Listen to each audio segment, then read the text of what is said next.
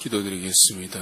하나님 감사합니다. 이 시간도 주님 앞에 나와서 주께 예물을 드린 우리 사랑하는 성도의 손길을 주님 기억하여 주시고 이 땅을 살아가는 데 있어서 물질로 인해서 곤란당하지 않게 해주시며 날마다 삶에 필요한 일용할 양식들을 공급하여 주셔서 늘 주신 분이 하나님이심을 알고 감사함으로 주께 영광 돌리는 삶이 될 수 있도록 주님 인도하여 주시옵소서. 그래서 우리가 구하는 것이나 또 기도하는 것에 넘치도록 부으시는 그 하나님의 역사를 경험할 수 있도록 인도하여 주시옵소서. 주께 감사드리며 예수님의 이름으로 기도드립니다. 같이 하나님 말씀 봅니다. 민수기 22장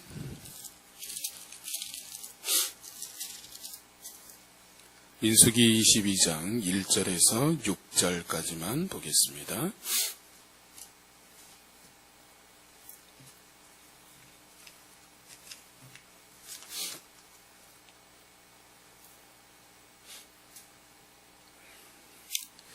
민수기 22장 1절에서 6절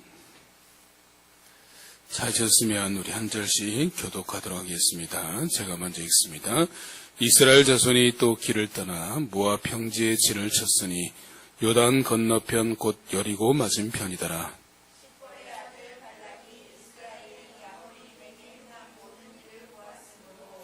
모압이 심히 두려워하였으니 이스라엘 백성이 많음으로 말미암아 모압이 이스라엘 자손 때문에 번민하더라.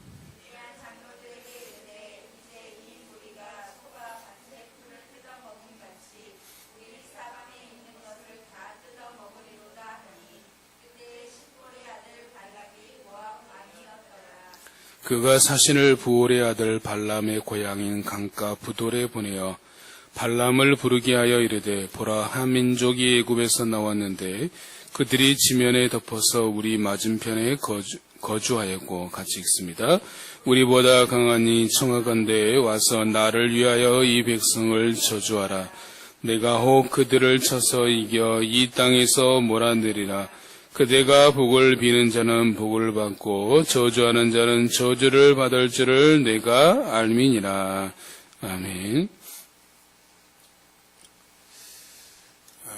우리 성도님들 요즘 그 넷플릭스에 핫한 드라마 오징어 게임 보셨습니까?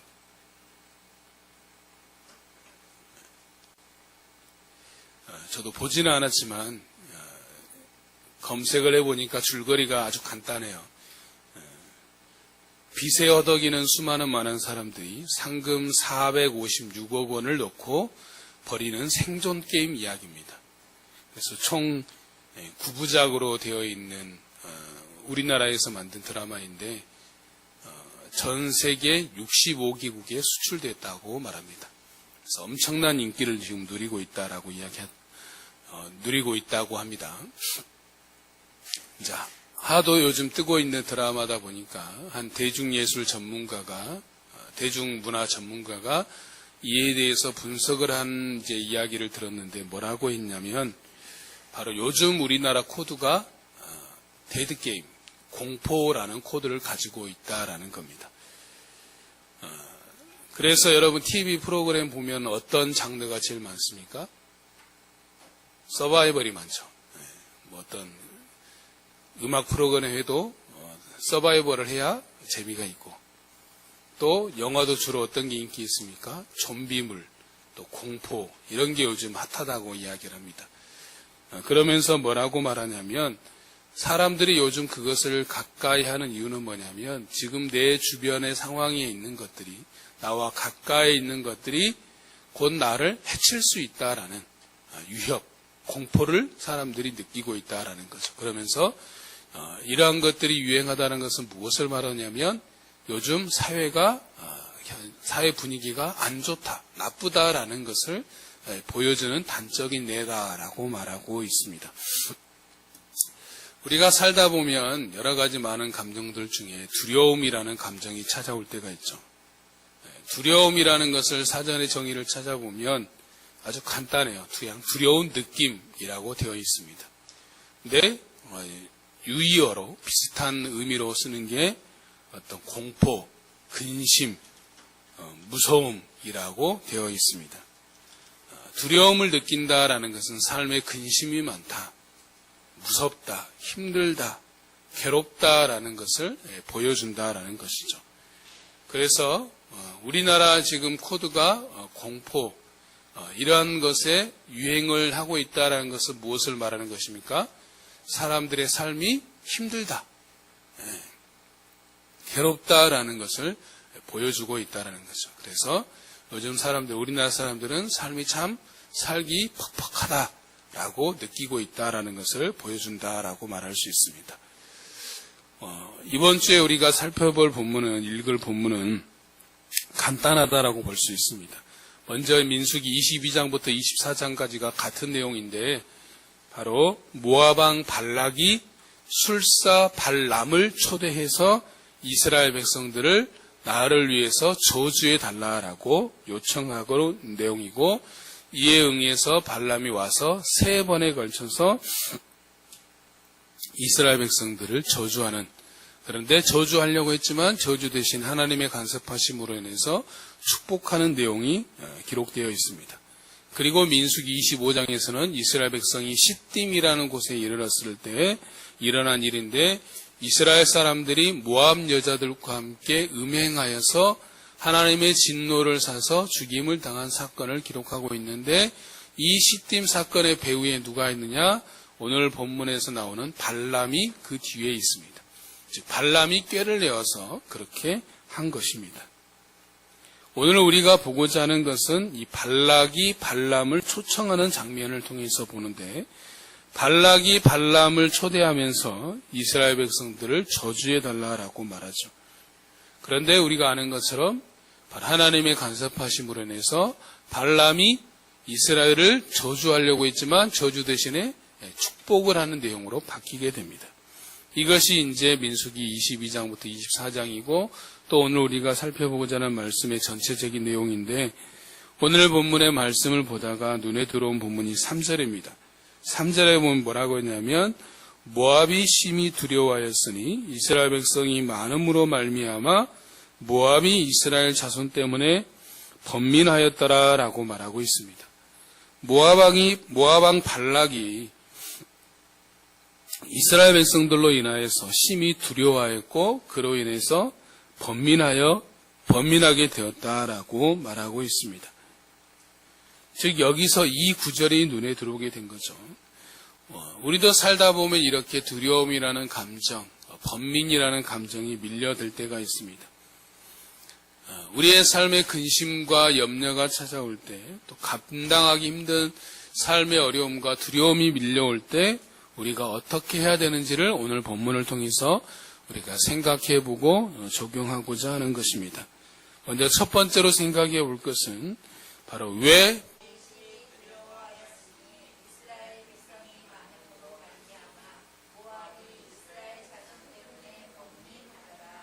아멘.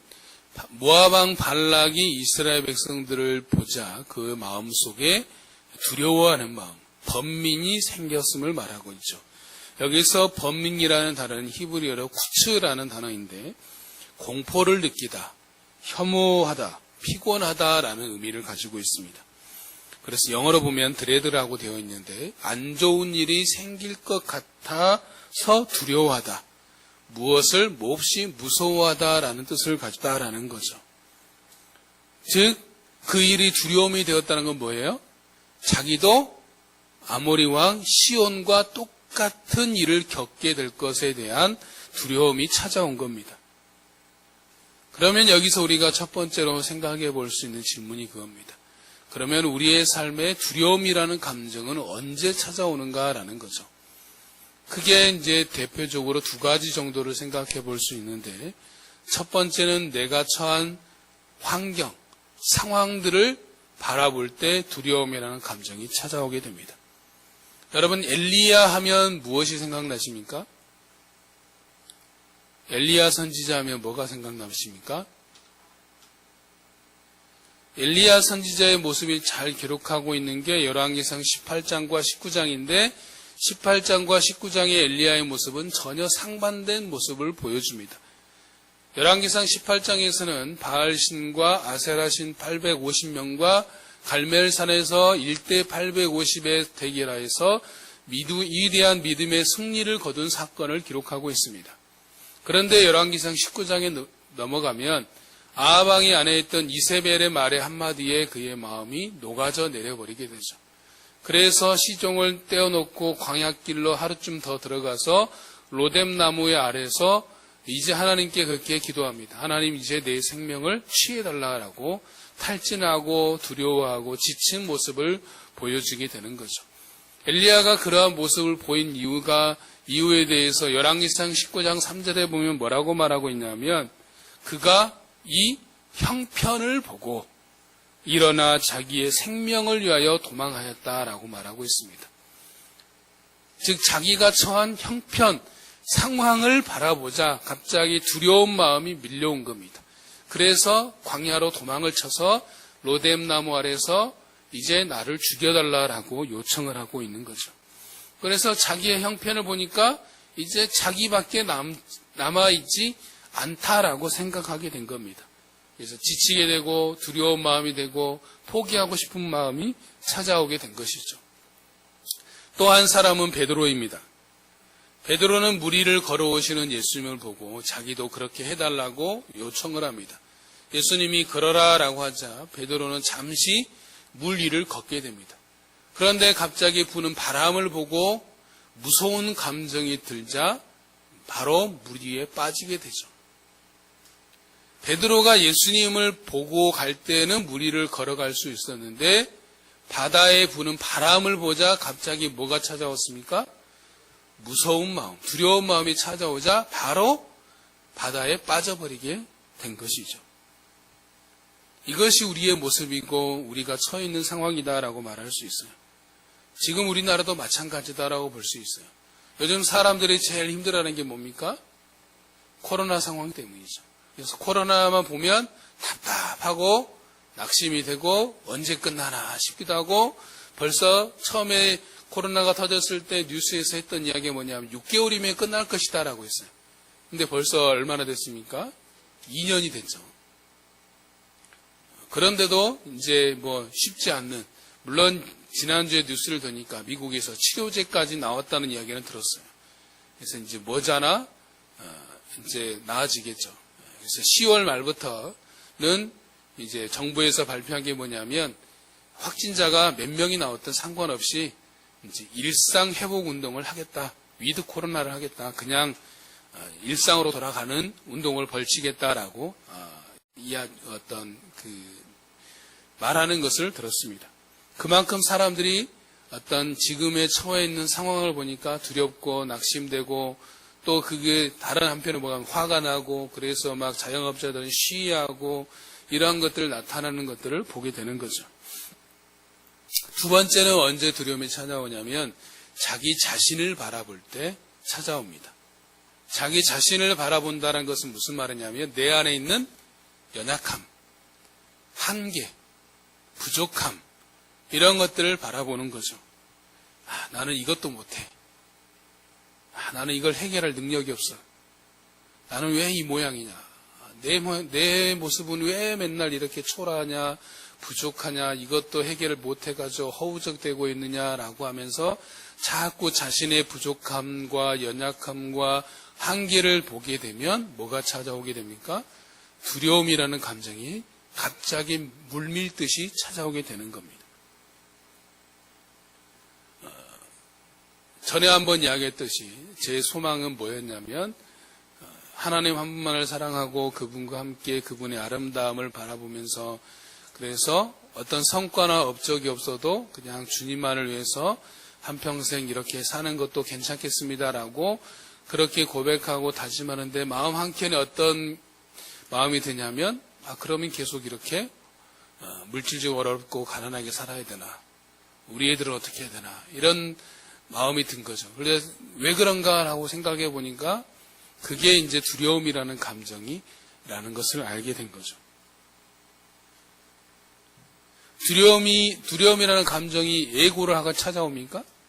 나 두려움인데 내가 지금 너에게 들어갈게 라고 찾아오지 않죠. 갑자기 예고도 없이 느닷없이 찾아오는 게 두려움입니다. 그러나 우리가 알아야 될 것은 뭐냐면 이 두려움이라는 감정은 잘못된 것은 아닙니다. 두려움이라는 감정도 하나님이 우리에게 주신 지극히 정상적인 감정입니다. 그래서 내가 두려움을 느낄 때 이것이 잘못됐다라고 먼저 생각해서는 안 됩니다. 두려운 것은 당연하다라고 먼저 받아들여야 되는 거죠. 문제는 뭐냐면 두려움을 느끼는 것이 문제가 아니라 무엇에 대해서 두려움을 느끼느냐, 이것의 문제다라는 거죠. 그래서 두려움의 대상의 문제다라는 겁니다. 우리가 무엇에 대해서 두려움을 느끼느냐, 이것에 우리가 초점을 맞춰야 되는 거죠. 그래서 이에 대해서 예수님께서 하신 말씀이 있어요. 다음 말씀 한번 봐봅시다.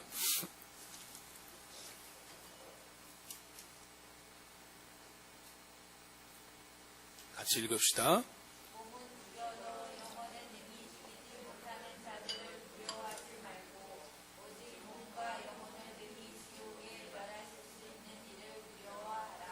아멘. 예수님께서 말씀하고 있는 것은 뭐냐면 두려워하지 말아야 될 대상과 두려워해야 될 대상에 대해서 말하고 있어요. 먼저 두려워하지 말아야 할 대상이 뭡니까?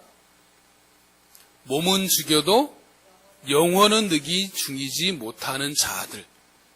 이게 뭐냐면 우리가 세상에서 만나는 모든 것들, 우리의 몸은 죽일 수 있죠. 그러나 우리의 영혼은 죽일 수 없습니다.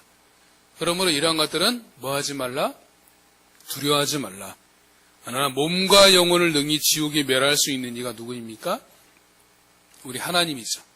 그래서 이 말은 뭐냐면 예수님께서 하신 말씀이 뭐냐면 이는 하나님 한 분 외에 다른 것들에 대해서는 두려워하지 말라라는 거죠. 그래서 두려움은 대상의 문제라고 말할 수 있어요. 그러면 우리가 두려워야 될 대상은 오직 우리 하나님 한 분밖에 없다라는 거죠. 왜냐하면 성경에서는 하나님을 두려워하라라고 말하고 있어요. 그것이 바로 경외라는 감정입니다. 그러면 두 번째로 우리가 생각해 볼 것은 뭐냐면 이 두려웠던 모압 왕 발락의 대처입니다. 두려운 모압 왕 발락이 어떻게 대처했습니까? 발람을 초대했죠. 근데 발람은 누구였냐면 술사, 점쟁이였다는 거죠. 그가 초대한 이유는 뭐냐면 6절을 한번 보시기 바랍니다.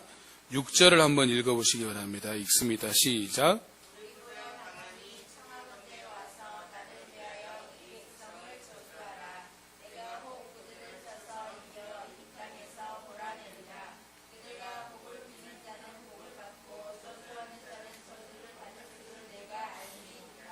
아멘. 자, 이 발락의 말 중에서 핵심, 강조점이 어디에 있을까요? 발락이 하는 말의 어떤 방점이라고 말할 수 있는 그 방점은 어디에 있겠습니까? 6절에 보면 우리보다 강하니 와서 누구를 위해서? 나를 위하여 이 백성을 저주하라 라고 말하고 있죠.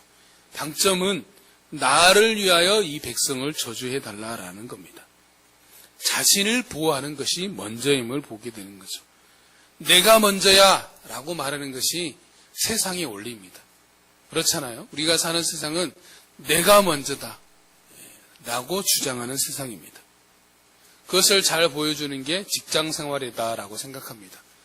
제가 직장 생활 해보진 않았지만 그러나 들어서 보아서 또 아는 것 중에 하나가 뭐냐면 바로 직장 생활을 지배하는 원리가 뭡니까? 직장 생활의 원리는 간단합니다. 적자 생존입니다. 살아남는 것이 강한 자다라는 거죠. 그래서 직장에서 제일 중요한 게 뭐냐면 내가 사는 것이 우선이에요. 왜 직장 상사들이 어떤 다른 직원들을 괴롭히겠어요? 왜 못 살기 위해서입니다. 이유는 간단합니다. 자기가 살기 위해서. 자기를 보호하기 위한 수단입니다. 쉽게 말하면 너로 인해서 내가 일도 손해보기 싫다. 너로 인해서 나에게 어떤 손해가 오는 것이 싫다라는 것을 미연에 방지하기 위해서 그것을 괴롭힘이라는 수단을 사용하는 거죠. 또 하나는 내가 너보다 위야 라는 것들을 증명하는 거예요. 내가 너의 권력자야 라는 것들을 나타내는 겁니다. 그러니까 내 말을 너는 잘 들어야 돼 라고 말하는 거예요. 간호사의 세계에 태움이라는 게 있죠.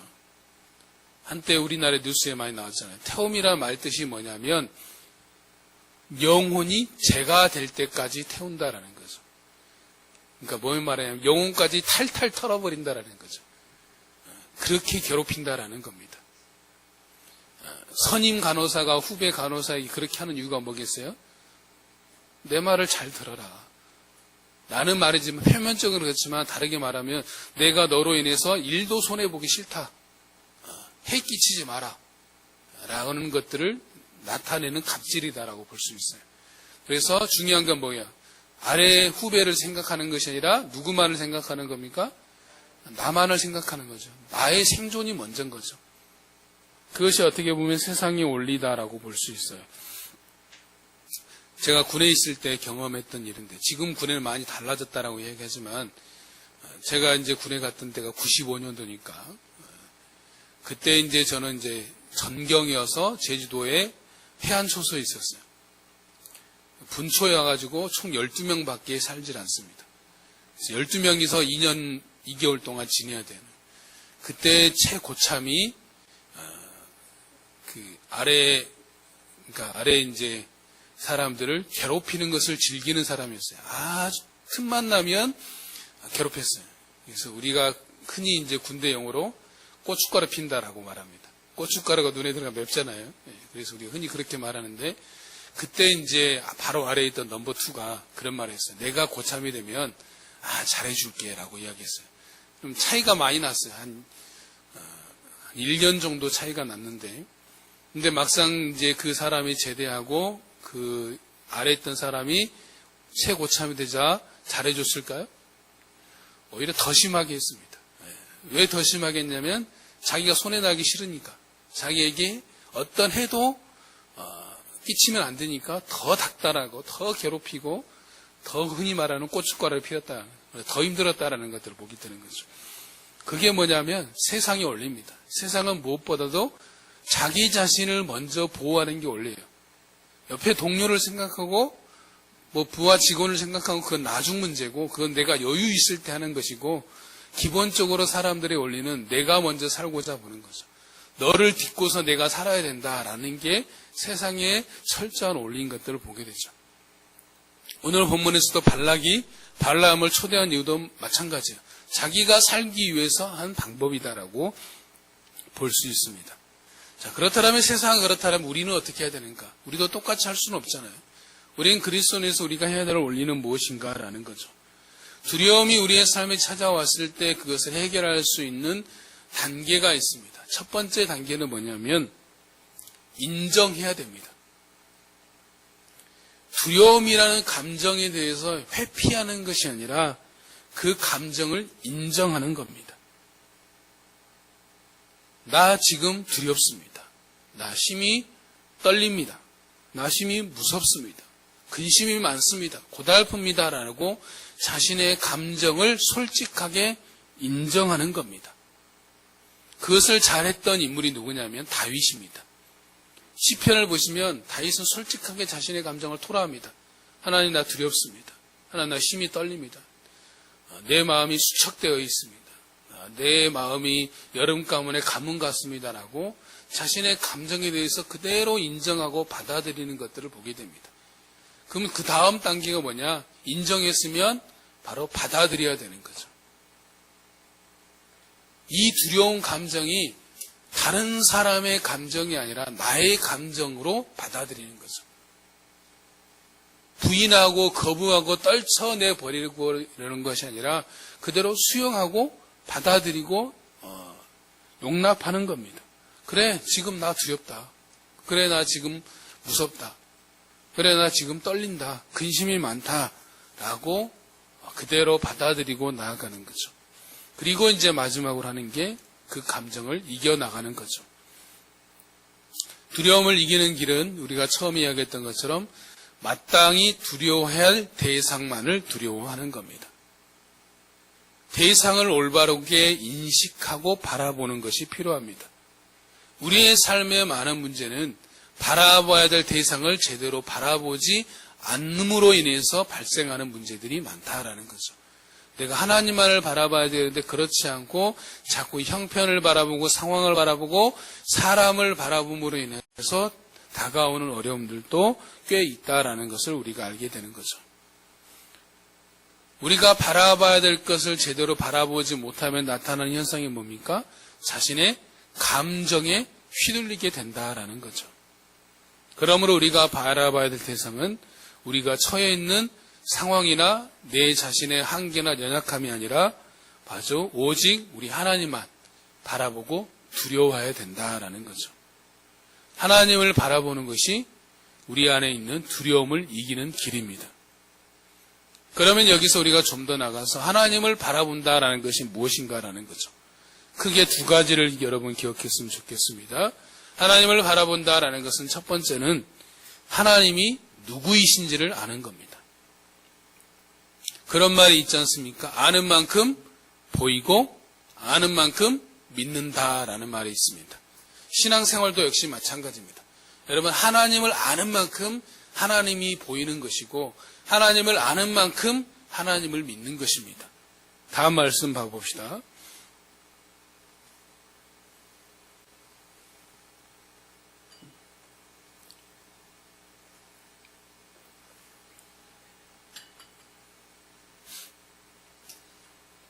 같이 읽습니다.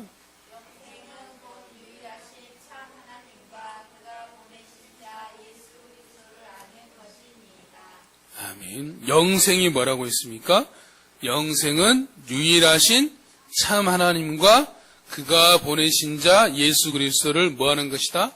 아는 것이다. 영생은 하나님을 아는 것이 곧 영생이다라고 말하죠. 오늘 본문에 등장하는 술사 발람도 마찬가지입니다. 발람이 이스라엘을 저주하려다가 대신에 축복을 하게 되죠. 그러면서 그가 알게 된 하나님의 성품이 있습니다. 민수기 23장 19절을 한번 보시기 바랍니다. 23장 19절 조금만 뒤로 넘어가셔서 같이 읽어봅시다. 시작.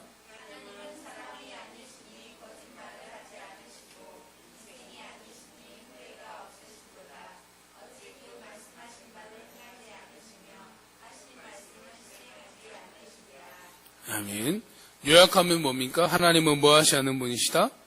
거짓말을 하지 않으신 분이십니다. 후회가 없으신 분이십니다. 말씀하신 말을 반드시 행하시고 실행하시는 분이십니다. 라는 거죠. 하나님께서 우리에게 원하시는 것도 그분을 아는 것을 원하시고 그분을 아는 것을 자랑하라고 말씀하십니다. 다음 말씀을 봐봅시다. 같이 읽습니다.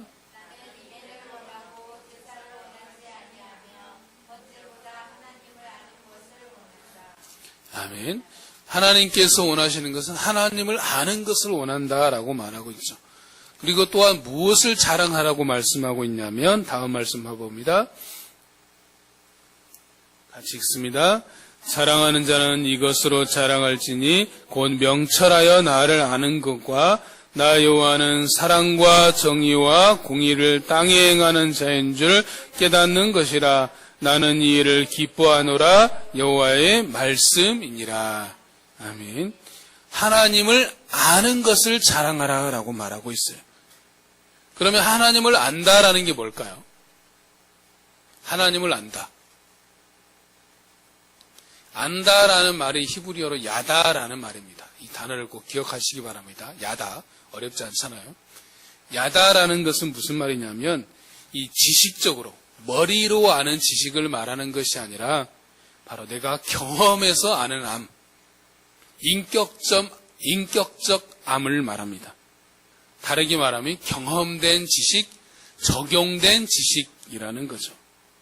그래서 하나님을 이 머리로 아는 것이 아니라 가슴으로 아는 알미 하나님을 아는 것이다 라고 말할 수 있어요.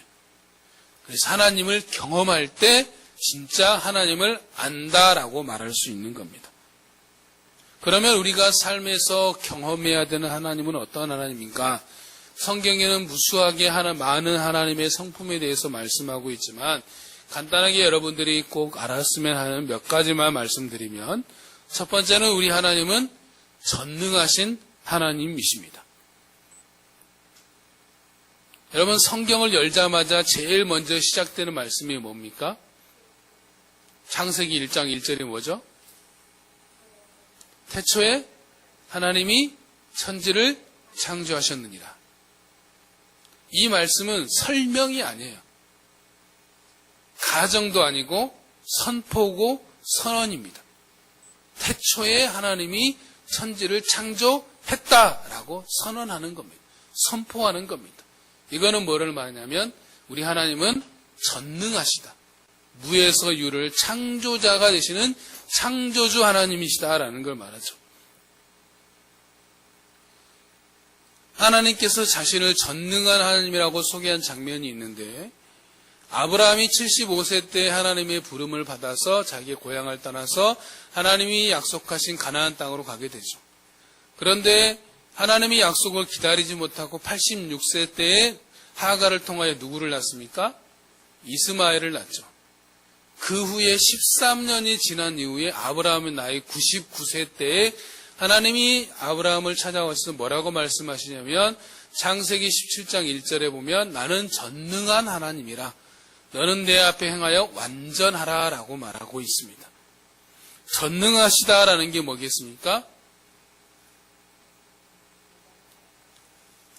내가 하지 못하는 일이 있다 없다? 없다라는 거죠. 하나님의 사전에는 없는 단어가 한 가지가 있어요. 뭐가 없겠습니까?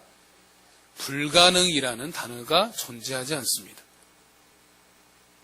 두 번째, 우리 하나님은 어떤 하나님이냐면 신실하신 하나님이십니다. 신실하시다는 것은 뭐냐면 말씀하신 것을 반드시 이루시는 하나님이시다라는 겁니다. 다음 말씀 봐봅시다. 같이 읽습니다.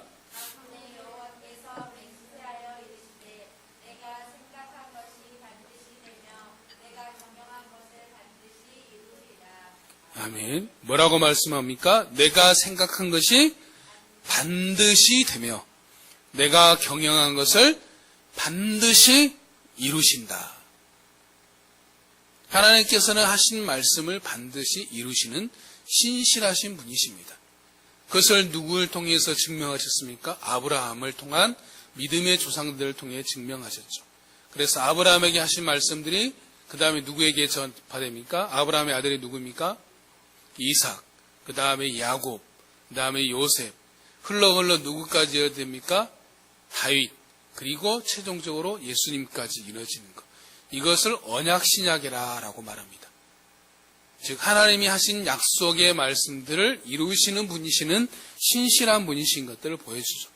그것을 성경에서 잘 보여주고 있는 게 여러분이 지루하게 생각하는 마태복음 1장의 예수님의 족보입니다. 왜 마태복음 열자마자 족보 이야기가 나왔겠느냐? 하나님께서는 말씀대로 하신 말씀을 이루시는 분이시다라는 것을 강조하기 위해서 바로 첫 장에 예수님의 족보를 기록하고 있는 거예요. 그럼 세 번째, 우리 하나님 어떤 하나님이냐? 왕이신 하나님입니다. 그분이 왕이시다라는 것은 우리는 누구입니까? 왕이신 하나님의 다스림을 받는 백성이다라는 거죠. 그래서 왕이신 하나님에서 중요한 개념은 바로 다스림, 통치입니다. 네 번째는 사랑의 하나님입니다. 요한일서 3장에서는 분명하게 하나님은 사랑이시다라고 선언하고 있습니다. 우리를 향한 하나님의 사랑을 증명하신 게 뭡니까? 예수 그리스도의 십자가에 죽으신 사건이죠. 우리가 전에 말씀드렸던 것처럼 로마서 5장 8절에 보면 우리가 아직 죄인 됐을 때 그리스도께서 우리를 위하여서 십자가에 죽으신 것은 우리를 향한 하나님의 사랑을 증명하신 것이다 라고 말씀하고 있습니다. 하나님이 행동하시고 움직이시는 동기는 바로 그분의 사랑입니다. 다섯 번째는 함께 하시는 하나님이십니다. 우리가 잘 아는 다윗의 유명한 고백이 있죠. 시편 23편 4절 말씀 어떻게 됩니까? 내가 사망의 음침한 골짜기를 다닐지라도 해를 두려워하지 않을 것은 주께서 나와 함께 하십니다. 주의 지팡이와 막대기가 나를 안위하심이나이다 라고 말하고 있죠. 내가 사망의 음침한 골짜기를 다닐지라도 해를 두려워하지 않는 이유는 뭐냐면 주께서 나와 함께 하시기 때문이다. 우리가 두려워하지 말아야 될 이유가 뭡니까? 주님이 나와 함께 하신다라는 거죠. 예수님의 또 다른 이름이 뭡니까? 임마누엘입니다. 임마누엘은 하나님이 우리와 함께 하신다라는 거죠. 우리가 예수님을 믿음으로 인해서 누리는 최고의 축복은 물질이 번성하고 건강하고 자녀가 평안하고 이게 아니라 하나님이 우리에게 약속하신 최고의 축복은 그분이 나와 함께 하신다는 임마누엘의 축복입니다. 그리고 마지막 6번째로 우리가 하나 더 기억할 하나님의 성품은 나의 힘이 되신 하나님이라는 겁니다. 다음 말씀 봐봅시다. 같이 읽습니다. 아멘. 이 짧은 고백은 누가 한 고백이냐면 다윗의 고백입니다. 시편 18편에 보면 그 부제가 딸려 있는데 뭐라고 딸려 있냐면 여호와께서 다윗을 그 모든 원수들의 손에서와 사울의 손에서 건져주신 날에라고 말하고 있어요. 즉 모든 하나님의 보호하심을 경험하자 다윗의 첫 마디가 뭐냐면 나의 힘이 되신 여호와여 내가 주님을 사랑합니다 라고 말하고 있죠. 다윗이 경험한 하나님은 어떤 하나님입니까? 나의 힘이 되신 하나님이라는 겁니다. 그렇다면 우리 성도님들에게 있어서 여러분들에게 있어서 하나님은 어떤 하나님이십니까? 나의 하나님은 어떤 하나님이십니까? 한번 자기 자신에게 자문자답 한번 해보시기 바랍니다. 우리가 하나님을 알 수 있는 방법은 몇 가지가 있는데 첫 번째는 하나님의 계시인 성경입니다. 계시라는 말은 어떤 감추어져 있던 비밀을 어떤 막 신비한 것들을 예언한다는 뜻이 아니라 계시라는 말 자체는 나타내다 드러내다라는 거예요. 성경은 하나님에 대한 계시예요. 성경은 하나님이 누구시고 하나님이 우리에 대해서 어떤 일을 행하셨고 앞으로 어떤 일을 하실 것인지에 대해서 말씀하고 있는 것이 성경입니다. 그러므로 하나님을 알고 싶으면 뭘 봐야 되겠어요? 성경을 보면 되는 겁니다. 그래서 하나님을 알고 싶다라면 성경으로 돌아가야 되는 겁니다. 두 번째는 성경 말씀에 대한 순종입니다. 하나님께서 하신 말씀에 대해서 내가 그대로 순종할 때 하나님을 알게 되는 겁니다. 그것을 잘 보여주는 게 창세기 22장에 나와 있는 아브라함의 순종이죠. 하나님께서 아브라함이 어느 날 찾아오셔서 내 사랑하는 아들 독자 이삭을 나에게 번제로 드리라 라고 말하죠. 그 말을 듣자마자 아침에 일찍 일어나서 하나님이 지정하신 모리아 산으로 가서 이삭을 번제로 드리려고 했습니다. 그것을 통해서 하나님께서 아브라함에게 하신 말씀이 뭡니까? 이제야 내가 나를 경외하는 줄 알았다라고 말씀하시면서 그때 경험한 하나님이 무슨 하나님입니까? 여호와 이레의 하나님, 준비하시는 하나님을 아브라함이 알게 된 것입니다. 우리가 하나님 말씀에 한 말씀 한 말씀 순종할 때 그분을 알게 되는 거예요. 하나님을 알고 싶다면 하나님이 나에게 말씀하신 말씀에 그대로 순종하면 되는 겁니다. 그러면 그분이 누군지 알게 되는 겁니다. 그리고 세 번째는 우리가 늘상 보는 자연 만물을 통해서 하나님을 알 수 있습니다. 우리가 하나님이 만드신 천지 만물을 통해서 하나님의 알 수 있는 거예요. 로마서 1장에 보면 창세로부터 그의 보이지 않는 것들 곧 그의 영원하신 능력과 신성이 그가 만드신 만물에 분명히 보여 알려졌다라고 말하고 있어요. 천지 만물에 그것을 만드신 하나님의 성품이 녹아져 있는 거예요. 그래서 요즘 계절이 뭡니까? 가을이죠. 이 가을을 허락하신 가을의 어떤 풍경들을 보면서 그것들을 허락하신 하나님의 손길, 하나님의 어떤 섬세함들을 우리가 느낄 수 있어야 된다는 거죠. 단풍을 보면서 또 들의 어떤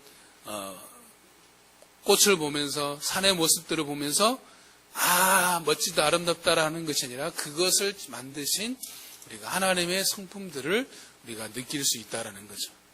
그리고 하나 더 보면 일상의 삶을 통해서 하나님을 알 수 있습니다. 우리가 사는 일상은 하나님이 우리를 위해서 준비하신 하나님의 훈련 학교입니다. 일상을 삶을 통해서 우리에게 하나님이 누구시고 하나님이 무슨 일을 하고 계시고 어떤 일을 기뻐하시고 어떤 일을 원하시는지 우리에게 가르쳐 주시고 있는 겁니다. 일상이 하나님께서 나에게 말씀하시는 훈련이 될 수 있는 가장 좋은 방법이 뭐냐? 감사입니다. 여러분, 일상의 삶 속에서 감사 훈련을 해야 됩니다. 훈련한다는 게 뭐예요? 연습해야 된다는 거죠. 언제까지 연습해야 되겠습니까? 내 몸에 뵐 때까지, 습관이 될 때까지 연습하고 반복해야 됩니다. 한 번 해봐서 안 된다고 포기할 것이 아니라 될 때까지, 감사가 습관이 될 때까지 또 하고 또 하고 또 하고 또 하는 겁니다. 운동선수가 처음 연습해서 안 된다고 포기하나요? 될 때까지 해야 성과를 내잖아요. 감사도 역시 마찬가지입니다. 그래서 감사 연습, 훈련이라고 말하는 거죠. 내 입에서 자연스럽게 몸에 밴 습관이 될 때까지 계속해서 반복하고 연습하는 겁니다. 안 됐다고 포기하는 것이 아니라 안 됐네, 다시 하지 뭐. 또 하고 또 하고 또 하면 되는 겁니다. 그러다 보면 나도 모르게 내 삶의 습관이 되어 있다라고 볼 수 있어요. 그래서 이제 지금 10월 3일 10월 첫째 주니까 10월, 11월, 12월 남은 3개월 동안 우리가 지난 시간을 다 잊어버리고 못했다라면 지금부터라도 일상의 모든 것에 대해서 좋은 일이든 나쁜 일이든 무엇이 되었든 간에 우리가 감사 연습을 하고 감사 훈련을 통하여서 그것을 통해서 하나님이 어떤 분이시고 하나님이 나에게 무엇을 말씀하시는지 경험하는 우리 성도님 되시기를 바랍니다. 그리고 우리가 하나님을 바라본다는 것의 두 번째는 뭐냐면 하나님의 큰 그림을 이해하는 겁니다. 하나님의 큰 그림, 하나님이 그리시는 그림을 우리가 볼 수 있는 눈을 가져야 된다라는 겁니다. 그것을 잘 보여주는 성경 구절이 로마서 8장 28절 말씀입니다. 같이 보겠습니다.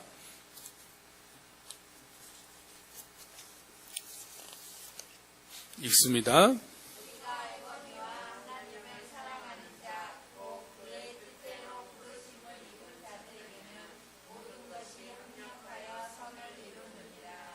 아멘. 하나님을 사랑하는 자 곧 그의 뜻대로 부르심을 입은 자들에게는 모든 것이 합력하여 선을 이룬다라고 말하고 있죠. 여기서 말하는 모든 것이 뭘까요? 우리가 살면서 겪는 모든 일을 말합니다. 기쁜 일, 슬픈 일, 아픈 일, 괴로운 일, 두려운 일, 이 모든 것들을 다 총칭하는 말이에요. 합력한다는 게 뭐겠어요? 합쳐진다. 모아진다라는 거죠. 선이라는 것은 하나님의 기뻐하시는 뜻이다라고 말할 수 있어요. 그래서 우리가 살면서 만나는 모든 것들이 다 합쳐져서 하나님의 기뻐하시는 뜻들을 이루신다라는 거죠. 그러므로 하나님이 우리를 향한 그분의 계획을 이루는 과정 중에 우리가 기억할 것은 뭐냐면 한번 따라해 보겠습니다. 내 삶의 모든 일들은 나를 향한 하나님의 계획과 목적을 이루어가는 과정이다. 다른 건 다 잊어버려도 마지막 단어 과정이다라는 것은 꼭 기억했으면 좋겠습니다. 우리의 삶의 모든 것들은 우리를 향한 선하신 하나님의 계획과 목적을 이루어가는 과정 중에 있다라고 우리가 바라봐야 됩니다. 그렇다고 해서 하나님께서 악한 일을 계획하시거나 의도하신 것은 절대로 아닙니다. 그러나 그것마저도 하나님의 선을 이루시는 도구가 되게 하신다라는 겁니다. 그것을 잘 보여주는 인물이 요셉이죠. 창세기 50장 20절에 보면 당신들은 나를 해하려고 했지만 하나님은 그것을 선으로 바꾸사 오늘과 같이 많은 백성의 생명을 구원하게 하셨다라고 말하고 있습니다. 하나님께서는 요셉의 형들이 요셉을 죽이려고 했던 그 악한 의도마저도 선이 되게 하시는 도구가 되게 하셨다라는 거죠. 하나님께서 요셉의 형들의 마음들을 악하게 만드신 것이 아니에요. 그것을 의도하신 게 아니에요. 형들이 시기하여서 요셉을 죽이려고 했지만 그들의 악한 의도마저도 하나님의 요셉을 향한 선을 이루시는 과정에 사용하셨다라는 것을 말하는 겁니다. 그러므로 우리의 삶에 예기치 못한 슬픈 일, 두려운 일, 괴로운 일, 아픈 일을 만났다라고 해서 낙심하거나 절망하지 말아야 됩니다. 왜냐하면 하나님은 그것마저도 결국은 우리를 향한 하나님의 선을 이루시는 도구가 되게 하실 것이다 라는 거죠. 그러나 우리가 힘든 게 뭡니까? 그것이 언제 이루어질지를 모르기 때문에, 우리가 그 결말을 모르기 때문에 힘든 것이지, 그래서 아까 말했잖아요. 과정 중에 있다라고 말씀드린 그 이유가 거기에 있다라는 거죠. 이제 연말이 다가오는데, 연말에 다가오면 우리가 길거리에 가다 보면 제일 흔하게 볼 수 있는 장면이 있습니다. 무엇입니까? 연말 되면 길거리 가다가 뭐 어떤 장면을 제일 자주 보게 됩니까? 공사하는 현장을 무척 많이 보게 될 거죠. 공사. 갑자기 막 노면을 막 뒤에 엎고, 화단을 뒤에 엎고, 안 하던 막 공사들을 막 갑자기 합니다. 예산을 타내기 위해서 안 하던 보도블록도 갈고, 화단도 갈고, 막 정비를 갑자기 막 하기 시작합니다. 갑자기 공사하는 것이 막 늘어나는 것들 보게 돼요. 그것은 뭐를 말하냐면 우리 인생도 이와 같습니다. 우리 인생은 뭐와 같겠습니까? 우리 인생은 공사 중입니다. 공사 중이라는 건 뭔 말이에요? 공사를 한다는 것은 단순히 그 공사가 목적입니까? 어떤 것을 완공하기 위해서 공사 중이라는 과정을 거쳐가는 거잖아요. 그래서 어떤 건물을 짓는 건 뭐예요? 내가 건물을 신축한다는 건 뭐냐? 신축된 건물을 바라보면서 열심히 짓는 거죠. 그 과정을 뭐라고 해요? 공사 중이라고 말하는 거죠. 근데 공사하는 게 목적이 아니라 완성될 건물을 바라보는 게 목적이잖아요. 우리 인생도 마찬가지다는 거죠. 우리 인생을 향한 하나님의 큰 계획이 있다는, 목적이 있다는 거죠. 그 목적을 이루어가는 과정 중에 있는, 즉 우리 인생은 하나님의 목적을 이루어가는 공사 중이다라는 거죠. 공사 중에는 여러 가지 사건, 사고가 발생할 수 있잖아요. 여러 가지 많은 일들이 일어날 수 있잖아요. 그러나 그러한 모든 것들을 다 지나가야 나중에 뭐가 됩니까? 하나의 완성된 건물이 되듯이 우리를 향하신 하나님의 선이 이루어지는 과정 중에 있다라는 것들을 기억하셨으면 좋겠습니다. 그래서 이런 공사 중에 필요한 것이 뭡니까? 인내하는 거죠. 잘 버티는 겁니다. 막연한 인내가 아니라 완공될 것을 기대하는 마음으로 인내하는 겁니다. 그러므로 우리는 우리를 향한 선하신 하나님의 뜻이 이루어질 것들 여러분 기대하시고 기도하면서 기다리며 인내하는 겁니다. 나를 향하신 하나님의 선하신 뜻이 오늘 또 이루어가고 있다라는 것을 기대하십시오. 그리고 내가 지금 기다리는 과정 중에 있다라고 생각하고 기도함으로 그 시간들을 버텨가는 겁니다. 그분을 앙망하며 기도하며 기대하며 기다리는 것 우리가 해야 되는 것이죠. 하나님을 아는 자들이 하나님께 자신의 삶을 온전히 맡길 수 있는 겁니다. 왜 사람들이 하나님께 자신의 삶을 온전히 의탁하지 못할까요? 하나님을 제대로 알지 못하기 때문입니다. 맡긴다라는 것은 문자 그대로 히브리어 문자 그대로 뭐냐면 굴려보낸다, 던져버린다라는 뜻입니다. 제가 여기서 물건을 가지고 있다가 우리 김현진 사님에게 굴려보내면 그것이 제 물건입니까? 집사님의 물건입니까? 그렇죠.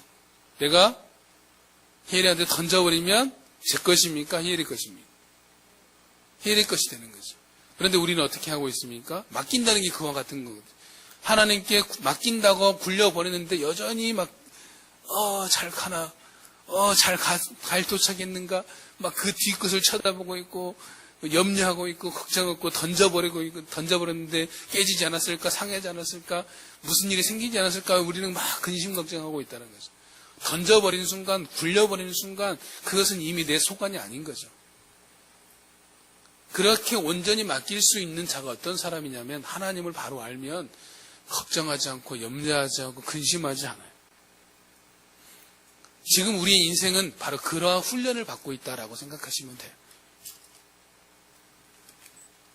그래서 내 삶의 모든 것들은 하나님께 맡기는 훈련이다. 맡긴다는 훈련은 뭐냐면 하나님을 알아가는 훈련을 하고 있다. 내 일상은 하나님을 알아가는 훈련이다. 연습이다. 내 삶의 모든 것들이 하나님을 경험하는 과정이다라고 생각해야 됩니다. 그러나 우리가 또 하나 힘든 건 뭐냐면 우리의 마음에 성급함에 있어요. 우린 되게 마음이 성급하고 조급하잖아요. 특히 우리나라 사람들이 더 하잖아요. 성급하다는 건 뭐예요? 내가 던졌으면 바로 뭐가 나오기를 원하는 겁니까? 바로 그냥 그에 합당한 결과물이 나오기를 원하는 거죠. 내가 100만 원을 투자했으면 곧바로 100만 원 이상이 나와야 되는. 그게 성급하다라는 거죠. 기다릴 줄 알아야 된다라는 것을 말하는 거죠. 어떤 것에 대해서는 하나님께서는 곧바로 기도 응답을 해주시지만 대부분의 많은 경우는 기다림이라는 인내의 시간들을 요구하십니다.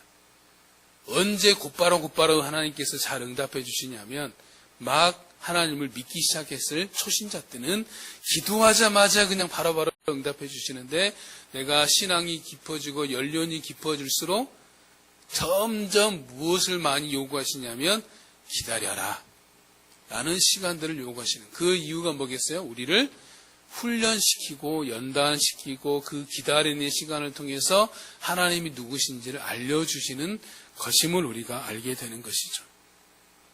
그러므로 정리해보면 하나님을 바라본다라는 것은 하나님을 안다라는 겁니다. 하나님을 알 때 우리가 그분께 온전히 맡길 수 있고 또 그분이 주시는 진정한 평안함을 누릴 수 있는 겁니다. 제가 매일 우리 성도님을 위해서 기도하는 공통적인 기도 제목이 한 가지가 있습니다. 그게 뭐냐면 하나님을 알아가는 기쁨을 누리게 해주십시오라고 매일 기도합니다. 다음 말씀 봐봅시다. 같이 읽습니다.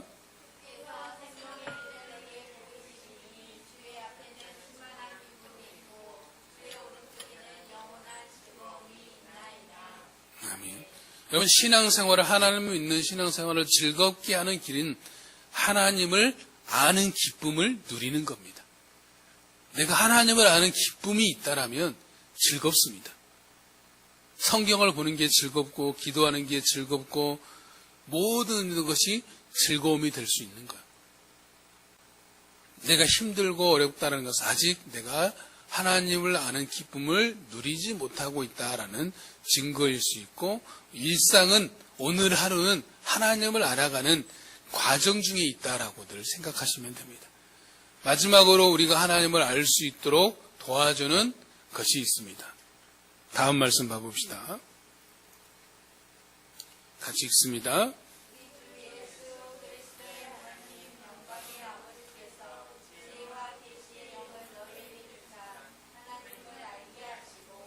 아멘. 하나님께서는 우리를 내버려 두시지 않고 지혜와 계시의 영을 주사 무엇을 알게 하시고? 하나님을 알게 하시고 하나님은 우리가 하나님을 아는 것을 기뻐하실 뿐만 아니라 우리가 하나님을 알 수 있도록 도와주십니다. 그래서 우리가 이번 주간에 그렇게 기도하시면 되겠습니다. 하나님 나에게 지혜와 계시 영을 주사 하나님을 알게 하여 주옵소서. 지혜와 계시 영을 나에게 부어주사 하나님을 알게 하여 주옵소서. 하나님 오늘 하루를 살 때 지혜와 계시 영이신 지혜와 계시 영을 주사 일상을 통해서 하나님을 알게 하여 주옵소서. 하나님을 경험하게 하여 주옵소서. 하나님을 알 수 있는 기쁨을 누리게 하여 주옵소서라고 매일 아침마다 매일 밤마다 우리가 함께 기도하며 나아갈 수 있는 우리 성도님 되시길 주의 이름으로 축복합니다. 그래서 우리 사랑하는 성도님들이 우리를 사랑하시는 나를 너무나 사랑하시고 원하시고 바라시는 그 하나님을 알아가는 기쁨과 감격을 누리시는 매일의 삶이 되시기를 주의 이름으로 축복합니다. 우리 같이 찬양하겠습니다.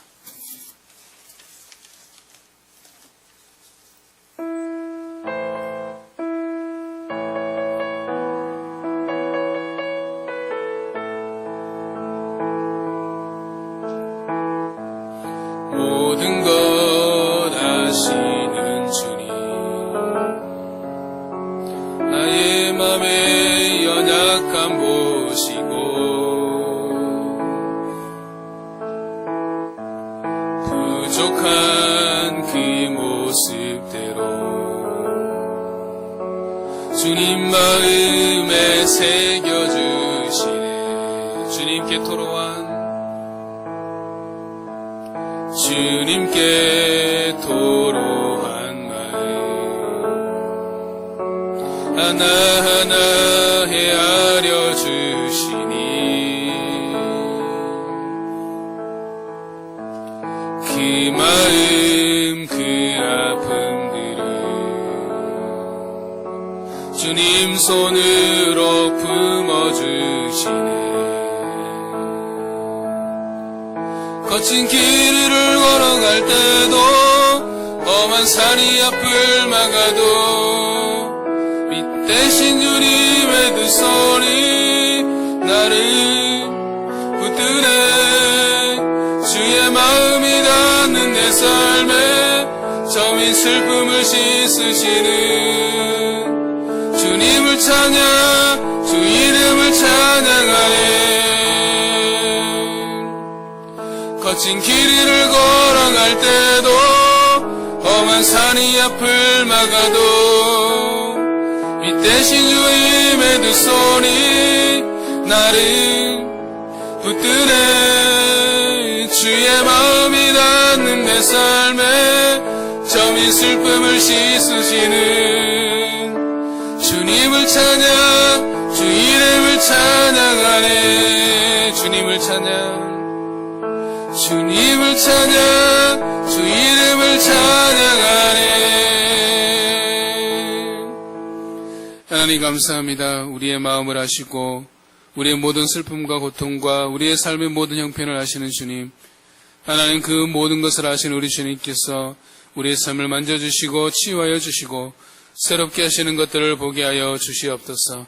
또한 날마다 우리가 삶 속에서 그런 하나님을 알아가는 기쁨을 누리고 감격을 누리는 삶 될 수 있도록 주님 역사하여 주시옵소서. 우리의 사랑하는 성도들에게 지혜와 계시형을 부어주시사 날마다 하나님을 바로 알게 하여 주시옵시고 하나님을 알아가는 기쁨과 감격을 누리게 하여 주시옵시고 그래서 일상을 바라보는 눈이 달라질 수 있도록 주님 인도하여 주시옵소서. 지금은 우리 주 예수 그리스도의 은혜와 하나님의 크신 사랑과 성령님의 감화감동 교통하심이 우리에게 지혜와 계시형을 주사 하나님을 바로 알기를 소망하는 우리 사랑하는 모든 성도들 머리 위에 지금부터 영원까지 항상 함께 있을지어다.